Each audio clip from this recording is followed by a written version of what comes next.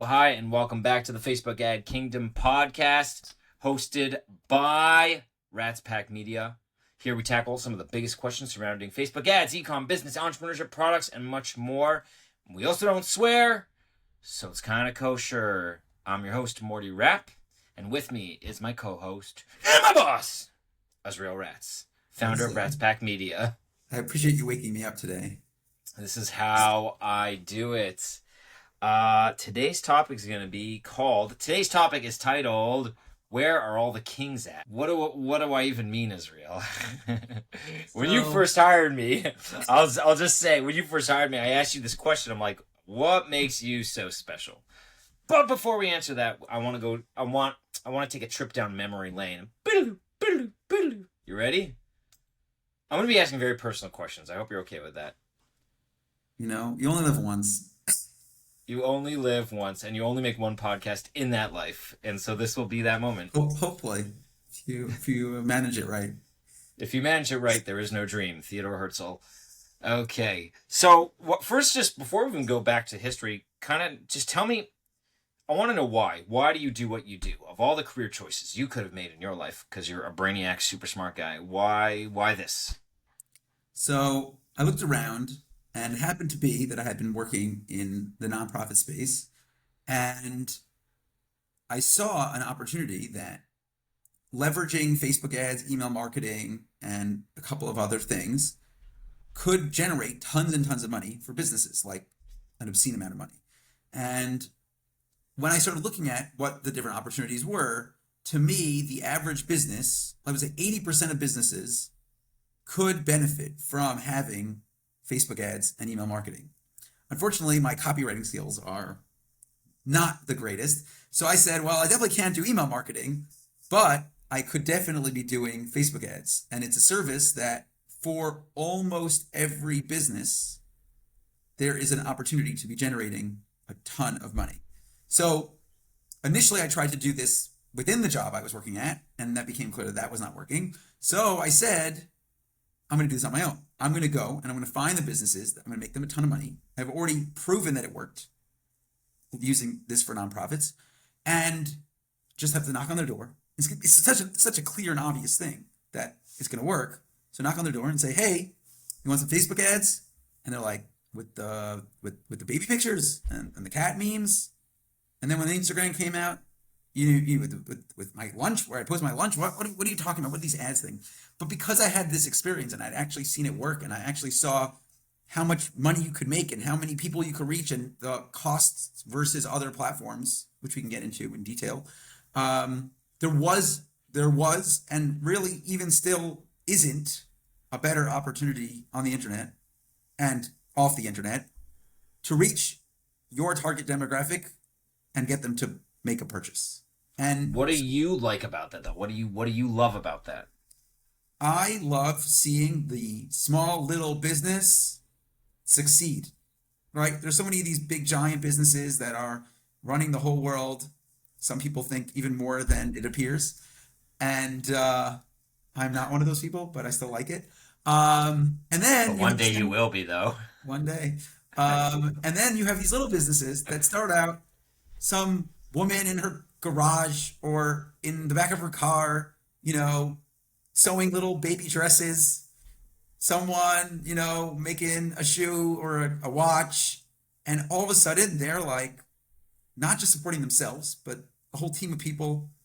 They have inventory and customer service. All those people are getting paid and generating, their incomes and supporting their families from some crazy dream that someone had and built a whole business from it, but they don't know what else they could be doing. I had a math teacher that I had for many years, and he used to say before every test, you have to know what you don't know. And these business owners don't know what they don't know. So they can't implement that thing. They can't bring on, that opportunity. But being the person that knows what they don't know, I can come in and say, "Hey, have you tried this thing? Maybe these tools you could be using." And it does expand past just Facebook ads, because really it's not just about Facebook ads. It's about the opportunities that these people are sitting on, not taking up, not taking to generate so much more money, so much more efficiency, saving money on bills, whatever that looks like. If it's tax issues or it's finding resources they didn't even know they needed, that to me is such a large opportunity to help with, because then they can grow and help the world a little more. And so that's what I'm trying to do, is just help these small little guys become bigger little guys. One second, hold on. For some weird reason, my door was going like, and that was a frustrating. For me, that was frustrating. That's why I didn't hear a thing. I know, but I heard it. I heard it. Okay. Okay, so that's very cool. I mean, that's really awesome that you're in a job where you could actually see and measure the impact that you're having on another business. And when you're killing it for them, I mean, like crushing it, you're actually growing their business like crazy. You're an integral part of their business. And you get to be a part of that, like, that experience for them and whatever that means for them as well, right? Absolutely. That's cool. Let me throw a little guy here for you. So, okay, so you gave a little bit of history. You started in the non-for-profit space and you made your way up here. What was like one of the pivotal moments that kind of you knew you were going to be your own boss, your own excellent, soloist, if you will? So it's interesting because it took a lot of time for people to catch on. Like, to me, it was so obvious. I had seen it firsthand. I had made the money, generated the leads, like I saw it. But the average business owner just didn't get it till many years later. Like, I had already been running Facebook ads from end of 2012. I started my business in 2015. Really, before people caught on was early 2017. So we're talking about like 18, 19, 20 months before the average business really put it on the checklist of things they had to do. It was very much a thing that they didn't even know. Again, the thing they didn't know they should be doing. It took many years to get there. So I'm definitely remembering your question, and this definitely had a lot to do with it. The question was, what was the pivotal moment? What was the pivotal moment? So I'm knocking on doors, and I'm just saying, like, you need to do this. And they said, I have no idea what you're talking about. Why would that at all be beneficial? And it was only in 2017 when the world as a whole was like, this product is so powerful and can be leveraged, that I was lucky in that I was still working, because many people would have given up, month 19, 20 of still trying to make this happen. And there were times when I did try to give up. I went and applied for a job, and I went into an interview, and I sat there and we had a whole conversation about what it would look like to work for someone else. And I basically said, I think this opportunity is too big to give up on myself to do it for someone else. And I was right, because of what happened in the world. This was only 4 or 5 months before it really took off. And if I would have taken that job, I would probably still end up here in the same place and be 5, 6 months behind where I am now.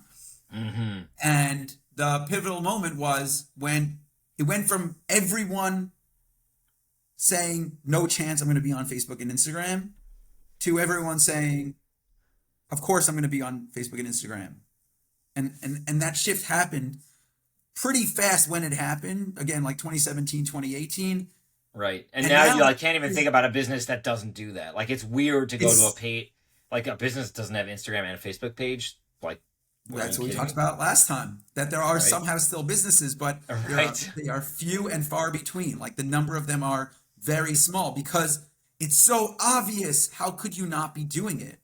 Right, exactly. And that shift, has paid many people, a lot of agencies exist today because of that shift, of that happened. And I'll tell you that it not only happened on the level of Facebook, but it also happened, it not only happened on the level of business, but it happened on the level of users on Facebook. Because when I first started on Facebook, the average user would never be buying something directly on a Facebook ad. To think about what your user experience was like on Facebook a decade ago. Right. and you were scrolling through Facebook and you saw an ad and you're like, do I know who this company is? Do I trust them? Do I know that they're not just going to steal my credit card? Do I know that Right. I'm actually going to see the product? Is the product going to be something that I expect it to be? So all of those layers of fear led to users not actually making purchases online. Right. And I if you would also say, think about it, like 30 years ago, in a very similar but very different form of technology, the concept still existed. It was just TV ad, dial, phone number, auto response thing, plug in your credit card, and yet right, people psychologically still did it. right. I mean, the TV ads, era of shopping was produced a ton of revenue for a lot of companies. Right. I mean, I still make a joke because my email address is like not my actual name, and people ask me why it's not my actual name. It's like, well, I made that email address before you were allowed to say your name on the internet. Like Facebook made it normal to write your real name online, and before that, like you were convinced, you were gonna say your name on the internet, and that was it. You were like writing, the death wish to everyone in your family. Um, It's and going that's what right to communism. and that's what my parents like, in 1995, 96, 97, 98, when we had a computer and it was like, you write our address, like that's it. Like our house will be on fire. Someone's going to come and like, that's the end of it. They'll get you. You put your credit card in, like you're writing away, that's it. The card's going to be stolen. And it Right. took users a long time to we're talking about Right. over a decade to really get over Wow. that hump. And it's definitely businesses like Amazon and businesses like Facebook that made it normal. Like think about, I wasn't old enough for MySpace, but people that had MySpace, you weren't using your real name on MySpace. It was only Facebook that you were actually willing to write your real name on the internet. To the point now where Facebook's like, hey, that's not your real name. Give us your And we know this. ID. We figured this out already. Yes, exactly. I Right? mean, I just on LinkedIn recently just asked me to Send in verify your my ID. Bringing out my passport, scanning the code, some biometric code I didn't even know I had in my passport. Okay. and so we're talking about that. Take my information. 10 years ago, the average user wasn't even willing to write their name on the internet. And So I now, wonder if that was like the pivotal moment though. well, that was before. Like, We're talking this is like 2000. We're talking about like 2008, 9, 10. Then Facebook got normal, gotcha. and then You're saying, Amazon got normal, and now the user is more willing to say, okay, this is a company I trust on a first or second touch point versus before where you needed wow. 3, 4, 5, 10 touch points, right? So Right. I was running ads in 2012, 13 for nonprofits. We never got donations directly from Facebook. Never. Like 1 out of 1,000 donations. We needed to send an email, which is why back then it was Facebook plus email. It was a necessary part. But now you talk about like Right. TikTok shops directly from a random Wow. video from a person that doesn't even sell the product. They're just tagging a product from someone else's product that's being like Wow. drop shipped to the user Right. without ever having to actually know who the purchaser is, the seller is, because there's just this truth. And Facebook even did a study not that long ago. I think it was in the last 2-3 years where they saw that a user seeing a post on Facebook led them to have more trust in that company, which is definitely not how it was 10, 15 years ago. And this is the same, that's the issue that TikTok's dealing with now, is because people do end up buying stuff on TikTok that aren't exactly what they were expecting. And now it gives them that same pause. And so people say to me, I feel, I don't do TikTok ads, but they feel that TikTok ads are in the same place where Facebook was in 2016. What they're talking about is super cheap engagement and clicks Right. with the conversion level. And I said, but the thing that's missing on TikTok is that that trust doesn't exist that existed on Facebook 2016, 17. Right? Right. And that trust is really what the trust is really is almost platform oversight in a way. Yeah. Correct. And so that was that moment, which, one day will happen on TikTok too. And then, Right. and then it will look more like Facebook 2016, 17, but by then all the prices will be high. So it will be just like Facebook. But back, 2012, 13, you needed that extra layer of trust, that move from the initial ad to the social posts to the email to the blogs to like the constant like recurring, who am I? Why should you trust me? That's what TikTok is now. Right. And Facebook's built that trust already. So it's a person sees it, they see an ad, they're like, okay, the fact that I'm seeing it on Facebook, there's some level of trust, and I, can come to a website. And for sure, Shopify and these big e-com platforms have helped as well, right? You're not just Right. coming to a random website with like a picture of a little master lock to the side of the button saying like, trust us, this works, you know, Ooh. which I've heard from a lot of people that it increases the conversion rate of just having a little picture of a little lock. But that little lock doesn't actually keep your computers, that doesn't keep your credit card safe. What keeps your computers safe is, these technologies like Stripe and Shopify and Right, PayPal right, and stuff like that. And that gives the user, belief that if they buy from this random website, they give this credit card over, one, they're not going to right. like be, their house won't be like stolen, their identity gone, but also that the product that they ordered is actually going to show up at their door in the next couple of days. And that those pieces together really changed the user mindset. It changed the business's opportunities. And it means now you could literally run a Facebook ad to a totally cold audience that no one's ever heard of you before and see Hmm. purchases come in, all Right. thanks to all of these things. I'm going to quote Alex Ramosi had this podcast that people say like, look how much faster he got to these levels, $100 million, so much faster than these other people. And he says, what you don't understand is that I stand on the backs of those people. Like what they did already, those things they did over their 10, 15 years, I got to download that progress already day one. I showed up and I got to be there Wow. already. So it's the same thing. Yes. Like it's thanks to these platforms like Facebook and Amazon and Stripe and Shopify that the businesses can show up.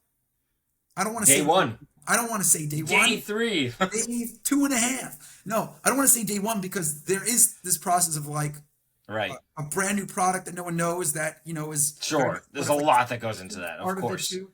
But Yep. like they can come out with a good product, reach people that don't know them, and start seeing sales very, very, very early on in their business. What Just you're think, really saying is that the barriers to entry for scale and selling on the internet are so low, and Facebook has really allowed that. yeah, And you mentioned something here which I actually really like and this is why I think you're just such a smart guy. Oh, so smart, Ezra. You're so the But chicks in the you're not just a Facebook expert. This is what I'm getting from this conversation. You're not just a Facebook expert. You're really an expert in the whole ecosystem. Facebook is just, again, it's your tapestry. It's the place where you know how to paint your best picture. But you know the whole picture as a whole, going down to the psychology of the human buyer, his interaction with technology, and his transition from point A to point B, and being a part of that process with your clients to get them more revenue. I mean, that's an incredible strength. So here's my question as a segue to that point. And you've already answered it in some ways, but really what makes you unique than some of the other self-proclaimed Facebook ad wizards? So there are definitely other Facebook ad wizards. I'm not the only one on earth. There are You're the definitely other king. There are other amazing. wizards, but Yes, there are definitely amazing Facebook ad buyers, but I'll tell you that coming from my background, I have a degree in math, as ironic as it is, I have a degree in actuarial studies, and I really, when I first started, I was looking at Excel spreadsheets, right? Like I see the Facebook ad manager as just these numbers, and looking at a set of numbers tells you a story, and being able to dissect that that story from the ad platform allows us to know what the right moves are and be able to come to mm-hmm. a client and say, all of these points really look good, but there's just a little something off here that doesn't feel right. And, based on the other business I'm working with, this number's too high, this number's too low, this needs to be fixed, this landing page isn't right. And so that part is very important. But then also I'll tell you, like, I read a ton of books, and in What's like a ton? Like one a year? like one like I finished a book last night at 1:30 in the morning that I started on like Wednesday last week. Like I'm reading 50 to 75 books a year, Oh like my big God. big chunky business books and stuff like that. But a lot of these business books and psychology books and behavioral economics books like a Dan Ariely and a Kahneman, and then straight up psychology. I'm reading my weekend read book right now is Robert Cialdini. Oh. Is that his last name? And it's just like his books on the combination of marketing and psychology, and it's called not influence, but prefluence or something. The steps before the influence. That's the point of the book. Cool. And so to be able to come in and say, not only do I have the math, but I also could come in from the use of psychology. Exactly what you're saying, like being able to understand those two parts and then put together. Now that we know the issue, the problems, what are potential solutions based on what's available, right? And so it's actually a very interesting conversation I had quite a few years ago with a client, an on and off, an on again, off and again client. And they said, one of the problems that she has in her business is that her employees are very good at defining their problems in their business, but not very good at defining the solutions to those problems. She's like, I'm paying you, you should be doing that job. And I said, yes and no. Not all employees are capable of solving problems. But I'll tell you that I've met quite a lot of employees that can't even name their problems. And so there is even a strength in being able to notice something's wrong here. Just that thing, like you're looking at the data, you're looking at what's happening, you're seeing what's going on. The organic posts are not reaching the same amount of people as they used to. The engagement's lower, and they feel it. And so some of them won't even come to the owner with the problems. Maybe their owner doesn't take problems very well. Like, for example, this client who was very upset. Stop telling me problems, I want answers. And I said, well, you're lucky that I am on this team, because one of the big things I could do is come find the problems, but then also solve them. And many times I'll come to businesses and to clients, active clients, and we're sitting there on the phone. I'm just present them. This is a problem you don't know you have, but I know you have it because I'm looking at your data. And here's three ways we can solve them. And I've already implemented two of them. I don't have, we're already working on the solutions. But so that combination of knowing the problems exist, but then also coming up with the potential solutions based on whether it's some information I learned in a book or a course or whatever that looks like, but then also the experience that I've already had. There are very few brand new things, right? Like when you've sold enough things to enough people, you kind of see how it should be. And then I'm going to quote Alex Hormozy again for this, where he talked about that he says that when you have a salesperson and that person, does sales for 2, 3, 4 weeks, at that point, they should control the conversations, because you've had the chance to have the conversation with 1,000 people 1,000 times. That user never got to have the conversation. This is their first time having it. So if you as the salesperson are not yet good at doing the sales thing from the 1,000th time, you got practice. They don't have practice. They've never done this. You're doing this the 1,000th time. That's the difference between like an amazing salesperson and a novice salesperson. And that's the same thing, right? To have been on Facebook ads and done this we're on almost 14 years now. Like I'm a long time. 6 weeks away from 14 years of being in this space. I'm wrong. 12 years. I'm also really good at math. I'm not sure if I mentioned. And 12 years of doing this, you see a lot of stuff. And then you see these patterns that fit between businesses, and being able to approach something and say, hey, I've actually seen this problem already, and here's how they solve that problem. Let's start implementing it. Right. There's the use case. There's the use case thing there that really does happen. It's a playbook. You already know the playbook. You've seen the problem 100 times already. You're a quarterback at this point. And even if the problem is brand new, the options for solutions are available are only so many things, only so many levers you could pull to make changes. So based on where the problem sits, is it a problem on the ad? Is the problem on the landing page? Is the problem you're getting all this traffic, no one's converting? Like so based on where the problem is, there's levers to pull. And being able to take all of these different things is really what I think my skill is that, again, it's really not just the Facebook ad. The Facebook ad is just the mechanism for getting the right traffic for the right price, right? Thinking about doing this on LinkedIn, the price becomes a big problem. Like when you're spending $14 cost per click on LinkedIn, like average, that's crazy town. Becomes a lot more difficult to sell dresses on the internet because you're not making enough money. But when you're selling a piece of hardware to a B2B business for $48,000, then it makes a lot of Yes. sense to pay $15 for a click, Correct. right? Which So is now why all of a LinkedIn sudden charges the that, but solution. it's more value, and it's, of course, right. So you have to be able to fit the solution with the part that makes it, like the parts that That's all why make it's sense. incredible for e-commerce. Like it's like the perfect blend. Exactly. Leveraging the Facebook algorithm, the Shopify or equivalent store with the content Mm-hmm. that you already have, the people that you're already reaching, and just Right. put those all those pieces together. And now you literally could reach a person who's never heard of you before.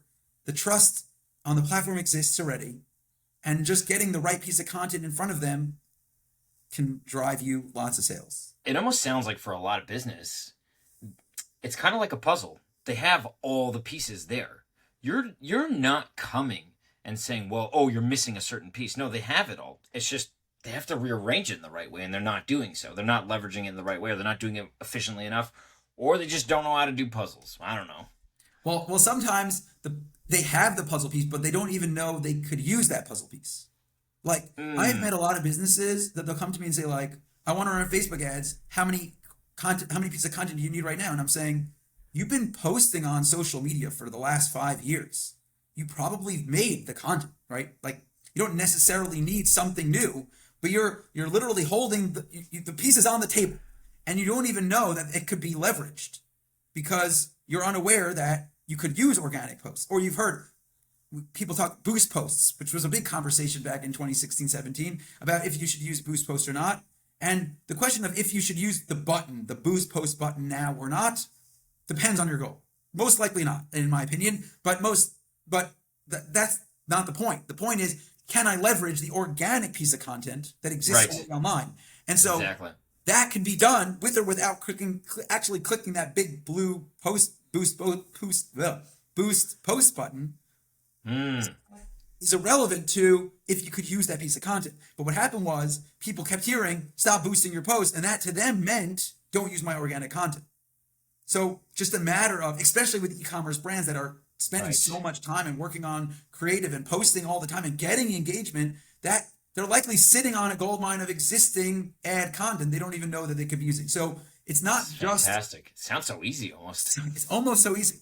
Well, it is. There's this famous story of the guy with. There was this big ship, and the ship wasn't working, and every time they tried to start, something would blow up, and they spent hours and months and weeks, and they're all just trapped on the boat. They can't get out, and they hear about this one guy that can help, and the guy comes in, and they walk him through the ship, and they say, this isn't working, and that isn't working, and he goes, "Oh, very interesting." He takes out his screwdriver, twists one little knob, one little screw, and everything works. Sends a bill for $50,000. And they're like, "What do you mean? All you did was twist one little screw." And the guy says, "Yeah, but I spent 50 years learning which screw to twist." And so that's the whole thing, is that there's all these things going on in all these parts of the ship. But really, at the end of the day, the one issue that you had was this one thing. And it takes the expert who Right. spent all the years and all the knowledge to know exactly what buttons to press and what things you could use. And so that it is so easy if you've spent 15 years studying how to do it and trying it and being active in the space and constantly updating what's new and what's working so that you could know the things that are the most efficient and the most successful in business. So, as Real Rat's king of Facebook ads, you're so great at all these things, but you must be human. What would you say is like one of your greatest weaknesses? One of my greatest weaknesses is I like to do things really quickly, like very, very quickly. And in the name of being quick, I sometimes make little mistakes, and I'll catch them and go back at some point. But when you move very quickly, there are benefits and not benefits. Years ago, like before all of this, I went for a job interview, and I sat down for the interview, and he asked me this question: "What's your worst thing?" Same question you're asking, like the behavior. What's the bad behavior? And I said, "I work too quickly." And he said, "What do you mean you work too quickly?" I'm like, "You won't have enough work for me to do because I'll get it all done." He's like, "Come on." So he's like, "Actually, there's this one thing I've been dealing with," and it happened to have been at the time he wanted to change the image that he uses in his Google email, the Gmail account. He wanted to be able to change the picture. And I'm like, oh, you mean better up? And I literally send him to the page. Here we are. And he's like, it's done? I'm like, yeah. He's like, I've tried for weeks to figure out how to do it. I'm like, yeah, it's done. And he's like, well, that was all I had for today. And I'm like, see, this is exactly it. Like this is the point, that I work very quickly, but then, there's nothing. That was the job. That was day one of the job. It wasn't. He was going to give you a full day task. Switch my picture. Well, he didn't think I was going to be so incredibly successful that in the end, he actually didn't hire me. But you were too good. You were too good at changing pictures. Is a weakness, is that moving the speed means that things break when you move fast. But I'm prepared to have those things break, knowing that the speed will do that, because, in my opinion, the motion is more important than the perfection, for sure. Yep. Which is, here we are, podcast number 2. Yeah, exactly. After dragging my feet for many years on whether or not I could even do a podcast, and now hopefully here we are. But the motion is definitely better than deciding what the right thing to do is. Just start doing stuff. Worst case, it breaks, and then what? You fix it, and that's it. So, so it's definitely a big. But now you're over here. Either way, here was nothing. Here, at least, even with the problems that I'm here, I'm still ahead of the game. Right, but you never know what you're walking into when you move very quickly. So I do admit that it is a fault, because I see it happen that when you move fast, things don't always work out perfect when you move, or when the goal is quick. I wonder if does that mean, like, you as like a service provider, like, you're not a good fit for a lot of people?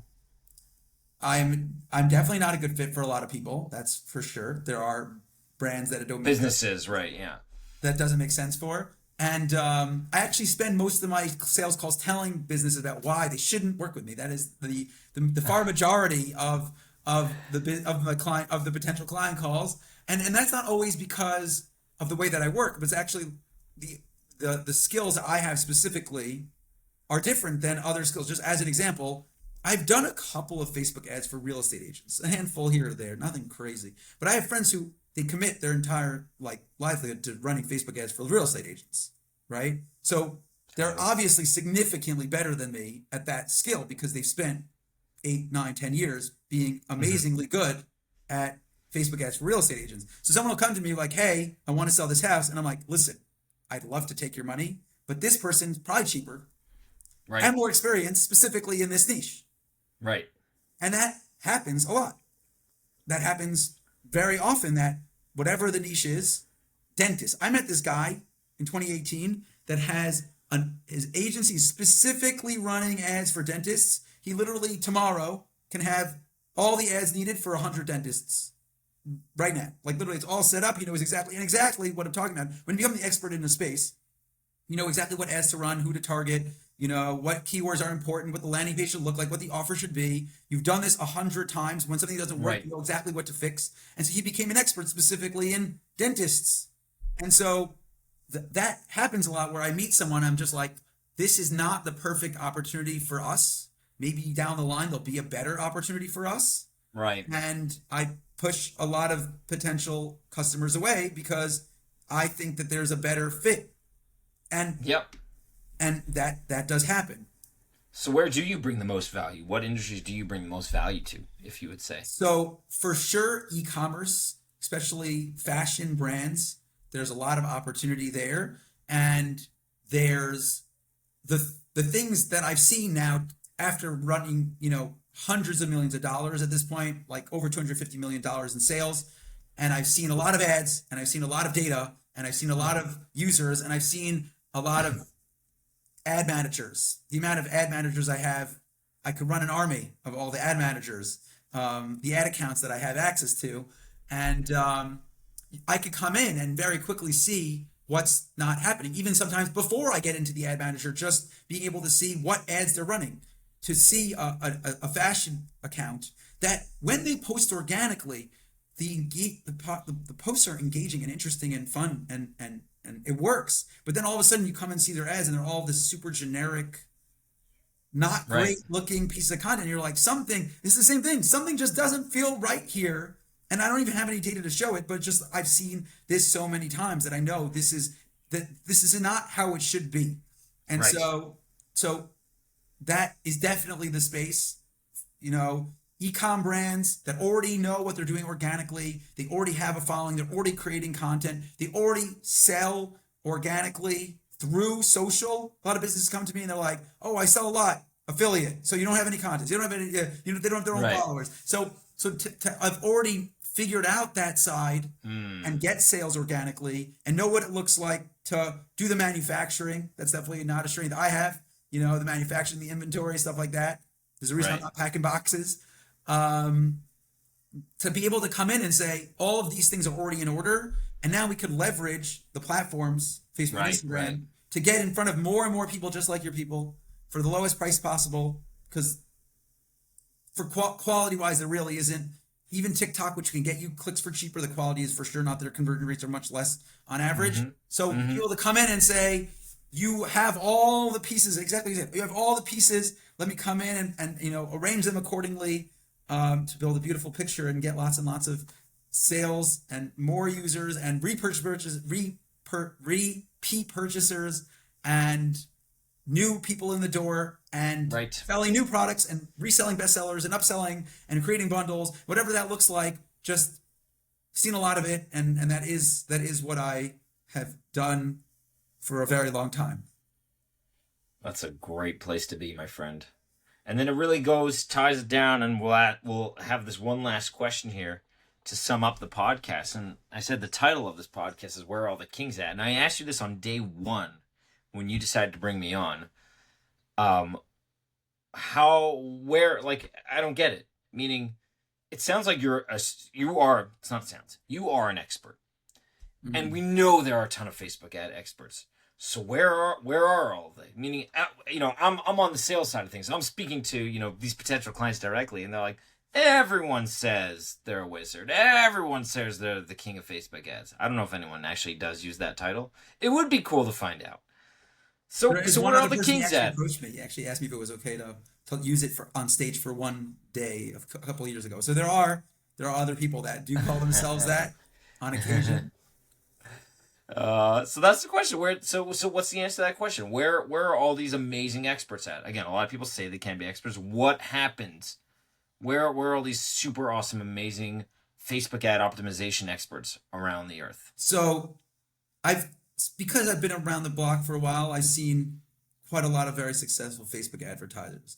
What ends up happening is a few options. So option one is they get so good that the brand that they're working with basically says, we need you in house. We need you in our business. And then they start working for a single brand. So they're not taking on clients actively because they end up being full time in a business. So that's option one. Option two is they get so good, they get so many clients, they can't handle all the clients that they're working with, and they can either choose to say, "I'm full," which is what I've done in the past. There isn't room for you, or make room for this bigger opportunity and drop other smaller opportunities, or they say, "I don't have time, but let me bring on a number two who I could train and I could teach, and then they could run the ads and they could do, almost as well as me. And then that person will start working. And what ends up happening is as they continue building that up, they have a person two, a person four, a person eight, a person 15. They turn around and they have a whole business, but now they don't have time to do two things. One, they don't have time to be in the ads because they have too many people. And two, they don't have time to learn what's working in ads.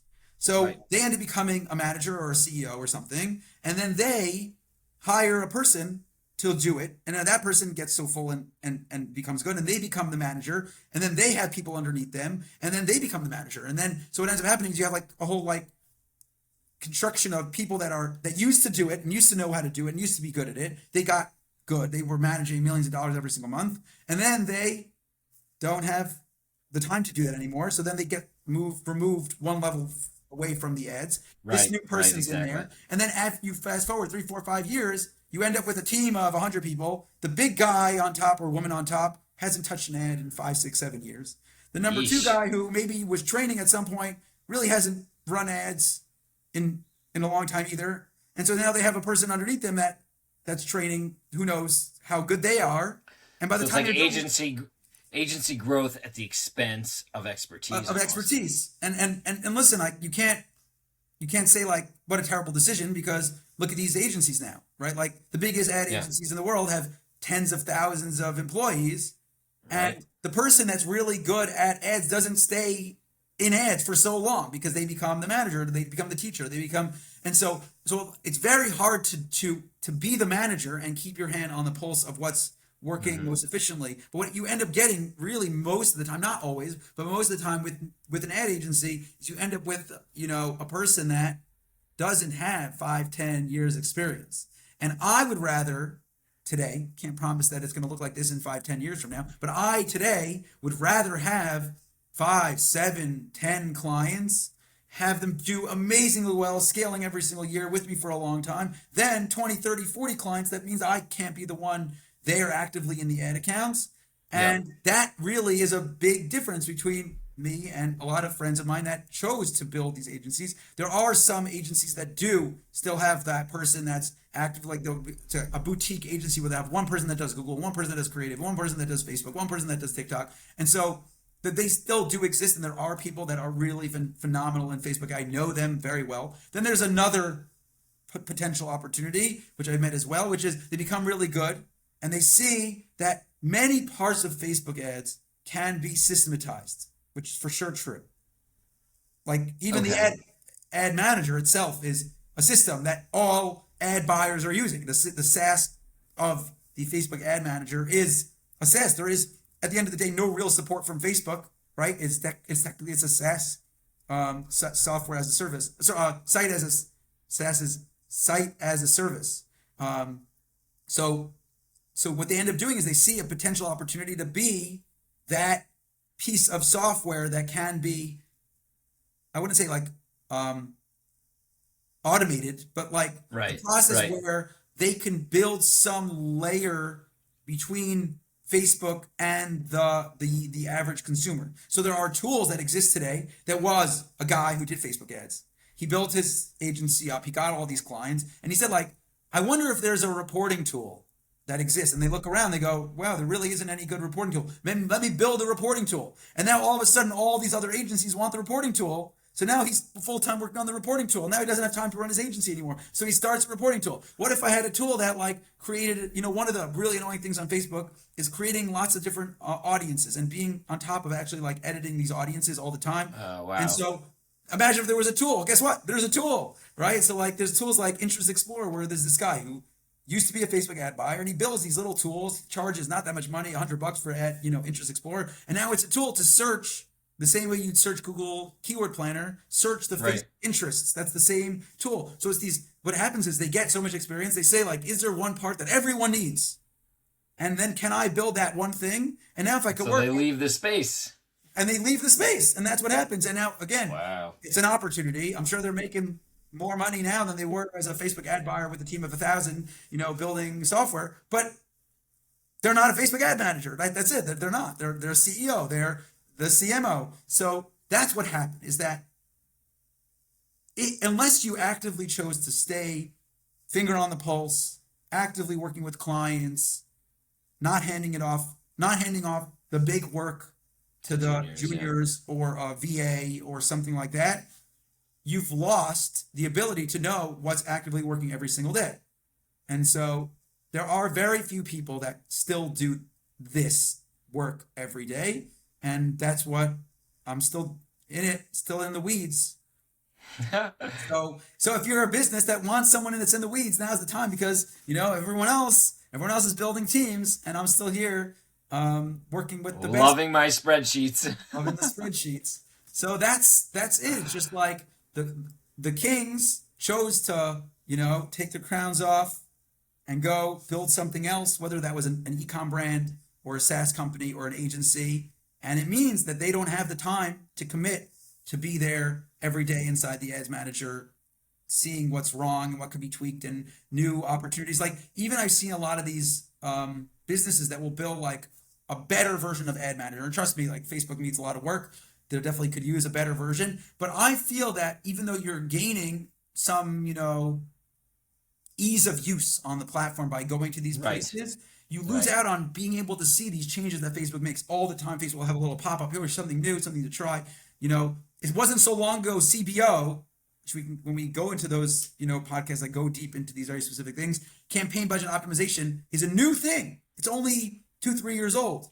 It used to be ABO, ad set budgeting, and then ASC campaigns are brand new in the last only 12 to 18 months. These are brand new Right. things.